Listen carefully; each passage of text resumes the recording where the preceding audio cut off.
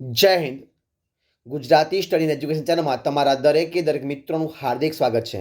તો આજે આપણે વિડીયોમાં જોવાના છીએ કે સાદીપની વાલ્મીકી વેદવ્યાસ અત્રિ વશિષ્ઠ વિશ્વામિત્ર શાળા વિકાસ સંકુલ મહેસાણા દ્વિતીય વાર્ષિક પરીક્ષા 2023-24 ધોરણ 11 છે.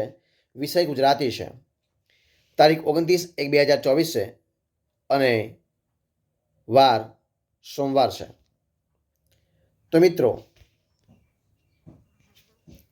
અને ગુણ 50 છે. 2 કલાકનો સમય આપવામાં આવે છે. તો મિત્રો આ જે પેપર છે એ દ્વિતીય વાર્ષિક પરીક્ષાનું પેપર છે. શાળા વિકાસ સંકુલનું છે, એટલે કે SVS મહેસાણાનું પેપર છે. તો જે વિદ્યાર્થીઓને ધોરણ 9 થી 12ની અંદર મિત્રો જે દ્વિતીય પરીક્ષા ચાલી રહી છે એની અંદર અલગ અલગ જિલ્લાઓની અલગ અલગ તારીખે અલગ પેપર લેવાયેલા છે. તો ધોરણ 11નું પેપર છે, વિષય ગુજરાતીનું છે, 2000 દ્વિતીય વાર્ષિક પરીક્ષા. તો વિડીયો પૂરેપૂરો જોજો. આપણે સંપૂર્ણ સોલ્યુશન વિડીયોમાં જોવાના છે. તો વિભાગ એ જોઈએ આપણે, પદ્ય આધારિત છે. તો પ્રશ્ન એક તમારી સમક્ષ આપ્યો છે કે નીચે આપેલા વિકલ્પોમાંથી યોગ્ય વિકલ્પ પસંદ કરી અને ઉત્તર લખવાના છે. તો વનમાં ચાંદલિયો ઉગ્યો કાવ્યનું સાહિત્ય સ્વરૂપ જણાવો. ઉર્મિકાવ્ય, પદ, લોકગીત કે ખંડકાવ્ય? તો જવાબ શું આવશે? એ આવશે લોકગીત છે. શું છે? લોકગીત છે. ત્યારબાદ નીચે આપેલા પ્રશ્નોના એક વાક્યમાં ઉત્તર આપવાના છે કે ચક્રવાકી ક્યાં છુપાઈ જાય છે? તો મિત્રો ચક્રવાકી વૃક્ષની શાખાઓમાં છુપાઈ જાય. ક્યાં છુપાઈ જાય છે? ચક્રવાકી વૃક્ષોની શાખામાં છુપાઈ જાય છે. ત્યારબાદ ધણ બપોરે શું કરે છે? તો ધણ બપોરે વડ નીચે બેસીને વાગોળે છે અને ઊંઘના ઝોકા ખાય છે. ધણ એવું કરે છે. ત્યારબાદ જોઈએ આપણે કે નીચે આપેલા પ્રશ્ન 3-4 વાક્યમાં ઉત્તર લખવાના છે. પહેલા ઝાડવાને ફળિયું છોડીને શા માટે જંગલમાં જવું છે? ત્યારબાદ આપણે સવિસ્તર જોઈએ પ્રશ્ન કે નીચે આપેલા પ્રશ્નોના સવિસ્તર ઉત્તર આપવાના છે. પરાજયની જીત શીર્ષકની યથાર્થતા ચર્ચવાની છે અથવા તો ભજન કરે તે જીતે કાવ્યનો ભાવાર્થ સ્પષ્ટ કરવા છે. હવે જો વિભાગ બી જોઈએ આપણે, જો વિભાગ બીની અંદર શું છે? તો વિભાગ બી મિત્રો ગદ્ય આધારિત છે. તો કે નીચે આપેલા પ્રશ્નોના વિકલ્પોમાંથી યોગ્ય પસંદ કરી જવાબ આપવાના છે. તો કે તપસ્વી જે સારસ્વત છે એ પાઠકના લેખકનું નામ શું છે? કે કા શાસ્ત્રી, જ્યોતિન્દ્ર દવે,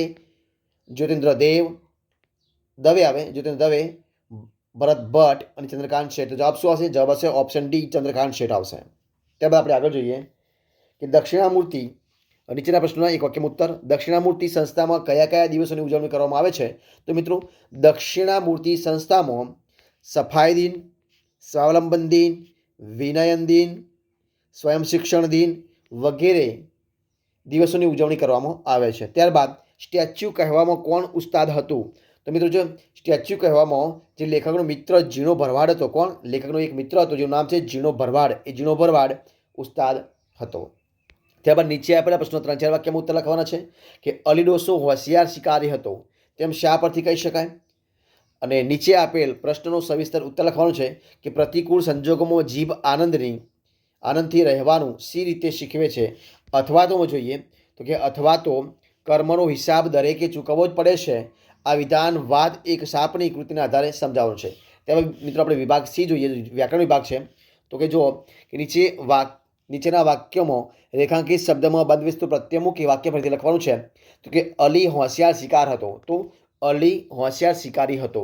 બરાબર. ત્યારબાદ જોઈએ આપણે કે નીચેના વાક્યને કૌંસમાં આપેલા પ્રમાણે પરિવર્તન કરી ફરીથી લખવાનું છે. તો કે અધિકાર થાકી જાય છે, ભાવ વાક્ય તમારે બનાવવાનું છે. નીચેના વાક્યને કૌંસમાં દર્શાવ્યા મુજબ વાક્યનું પરિવર્તન કરવાનું છે. તો કે મને દરજીનું કામ ઠેકાણે આપ્યું આજ્ઞાત વાક્ય બનાવવાનું છે.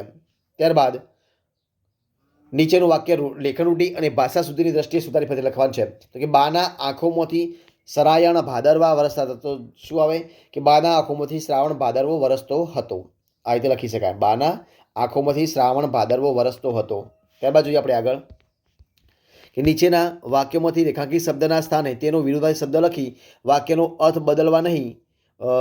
બદલાય નહીં તે રીતે વાક્ય ફરીથી લખવાનું. 2 તો જો કે આપણે બધું ખાનગીમાં કરીશું, તો આપણે બધું જાહેરમાં કરીશું.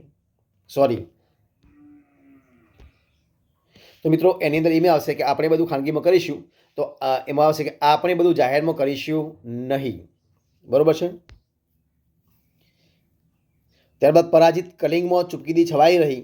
તમારી વાત કદાચ ખોટી નહીં હોય તો તમારી વાત કદાચ સાચી હશે. ત્યારબાદ જોઈએ કે નીચે આપેલા શબ્દોમાંથી કોઈ પણ 2 તળપદા શબ્દોના શિષ્ટ ભાષાના લખવાનું. તો પરતાપે, તો પ્રતાપે શું આવશે? પ્રતાપે. ત્યારબાદ ભેરું તો શું આવશે? ભાઈબંધ. ભેરું તો ભાઈબંધ. દન એટલે દિવસ. આજે તમે લખી શકો, દન એટલે દિવસ થાય, બરાબર છે, આજે તમે લખી શકો. ત્યારબાદ આપણે આગળ જોઈએ કે નીચેના રૂઢિપ્રયોગનો અર્થ આપી તેના વાક્યમાં પ્રયોગ કરવાનો છે. તો ગેલમાં આવી જોઈએ એટલે કે મજાક મસ્તીમાં આવી જવું, આનંદમાં આવી જવું, દિશા મળી જવી, ત્યારબાદ ડઘાઈ જવું એટલે કે ગભરાટથી ચાકી જવું અથવા સ્તબ્ધ થઈ જવું, બરાબર છે. ત્યારબાદ આપણે આગળ જોઈએ કે નીચેના ગદ્યખંડને વિચાર વિકાસના યોગ્ય ક્રમમાં ગોઠવી ફરીથી લખવાનું છે કે એ મોબાઈલ સામે તાકી રહ્યો, રમણીકલાલ સામે નજર મેળવવાની હવે હેમંતમાં હિંમત ન હતી, આંખોમાં આશે આજીને રમણીકલાલ એની સામે જોઈ રહ્યા હતા. હવે જો આપણે વિભાગ ડી જોઈએ મિત્રો, એનું અર્થગ્રહણ કરવાનું છે, બરોબર છે. ત્યારબાદ જોઈએ કે નીચે આપેલ કાવ્ય વાંચી તેના નીચેના પ્રશ્નો જવાબ આપવાના છે કે છેલ્લું સ્ટેશન આવવાની પ્રતીક્ષામાં બારીનો કાચ ઊંચો કરી થાંભલા ગણ્યા કરું છું, એક પછી એક પ્લેટફોર્મ આવતું જાય છે, પણ એમાંનું એકય પરિચિત નથી. મને ખબર છે છેલ્લું સ્ટેશન આવતો પહેલો નદી આવે છે, લાલ લીલી ઝંડીઓ ફરકે છે, પણ રંગ ઓળખવાનું હું ભૂલી ગયો છું છેલ્લા સ્ટેશનનું નામ. તો આ મફત ઓજાનું મિત્ર કાવ્ય છે, એના આધારે પ્રશ્નો જવાબ આપ્યા છે કે કવિ શેની પ્રતીક્ષામાં છે, છેલ્લું સ્ટેશન આવતો પહેલાં શું આવે છે, છેલ્લા સ્ટેશનની પ્રતીક્ષામાં કવિ શું ભૂલી ગયા છે, અને આ કાવ્યને યોગ્ય શીર્ષક આપવાનું છે. ત્યારબાદ જોઈએ આપણે કે નીચેનું ગદ્યખંડ વાંચી તેની નીચે આપેલા પ્રશ્નો જવાબ લખવાના છે. તો આપણે મિત્રો ગદ્યખંડ વાંચવાનો પ્રયત્ન કરીએ છીએ. જો તમારી સમક્ષ ગદ્યખંડ તો કે જો શું છે કે જ્ઞાન જ્યારે માનવીના મનને કોઈ ચોક્કસ માળખા સાથે પ્રતિબદ્ધ કરતી પરંપરાઓમાં પરિવર્તિત થાય છે ત્યારે તે હાનિકારક બને છે, કેમ કે એ માનવીઓને વિભાજિત કરે છે, તેમની વચ્ચે દુશ્મનાવટ સર્જે છે અને સત્યની ઊંડી શોધને અવરોધે છે. શિક્ષણનો મુખ્ય ઉદ્દેશ વ્યક્તિ સ્વસ્થપણે તટસ્થ રીતે વિચારી શકે તથા સમસ્યાઓના સમગ્ર રીતે ઉકેલ લાવવાની બુદ્ધિશક્તિ વિકસાવી શકે છે તે છે. વિચારો નહીં પણ વિચારોની પ્રક્રિયાનું શિક્ષણમાં મહત્વનું સ્થાન છે. કેળવણીકારોએ તદ્દન આરંભથી પ્રેમથી શક્તિનો એટલે કે નમ્રતા, સજ્જનતા, વિચારશીલતા, ધૈર્ય અને વિવેકનો વિકાસ કરવો જોઈએ, એવું તે કહેવા માગે છે.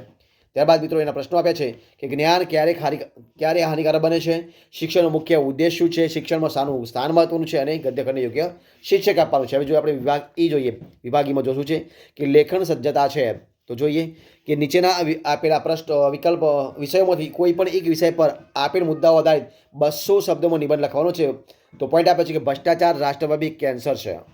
એના મુદ્દા આપ્યા છે પ્રસ્તાવના ભ્રષ્ટાચારના ક્ષેત્રો છે, ભ્રષ્ટાચારીઓ અને તેમના અધમ કૃત્યો, ભ્રષ્ટાચાર આચરવાના કારણો અને ભ્રષ્ટાચાર દૂર કરવાના ઉપાયો અને ઉપસાર, અથવા તો મારો યાદગાર એક પ્રવાસ છે. મુદ્દા આપે છે પ્રસ્તાવના પ્રવાસના સ્થળો, મુલાકાત, માહિતી પ્રાપ્તિ, લાભ, યાદગીરી અને સમાપન. ત્યારબાદ મિત્રો આપણે જોઈએ અથવામાં આપ્યું છે કે શિયાળાની સવાર. તો એના વિશે આપણે ચર્ચા કરીએ તો કે મુદ્દા આપે છે પ્રસ્તાવના સવારનું વાતાવરણ, ગામડાનું વાતાવરણ, શહેરનું વાતાવરણ, શિયાળાનું સવારનું મહત્વ અને સૂર્યોદય સમયનું વાતાવરણ અને ઉપસાર લખવાનું છે. એના પછી પ્રશ્ન આપ્યો છે, પોઈન્ટ આપ્યો છે કે નીચેના વિષય પર આશરે 100 શબ્દોમાં અહેવાલ લખવાનો છે કે 100 શબ્દોમાં અહેવાલ લખવાનો છે. શેના વિશે? તો કે તમારી શાળામાં સ્વયં શિક્ષક દિનની ઉજવણી કરવામાં આવી તેના વિશે 100 શબ્દોમાં લખવાનું છે. અથવા તો નીચેના પંક્તિ જે આપી છે પંક્તિનો વિસ્તાર કરવાનો છે. પંક્તિ આપી છે કે હણોના પાપીની દ્વિગુણ બનશે પાપ જગતના, લડો પાપો સામે અડગ દિલના ગુપ્ત બળથી. આ એક જે પંક્તિ આપી છે એનો તમારે અર્થ વિસ્તાર કરવાનો છે. મિત્રો તો તમારી સમક્ષ આપણે પેપર મૂકવાનો પ્રયત્ન કર્યો છે. જો તમને વિડીયોનો ગમ્યો હોય તો વિડીયોને લાઇક કરો, કોમેન્ટ કરો, તમારા મિત્રોને વિડીયો શેર કરો, અને છેલ્લે ચેનલમાં નવા હોય તેને સબસ્ક્રાઇબ ન કરી હોય તો Gujarati study education channel subscribe કરવા માટે વિનંતી છે. ફરી મળીશું એક નવા ટોપિક સાથે, નવા વિડીયો સાથે. ત્યાં સુધી બની રહો. જય હિન્દ, જય ભારત.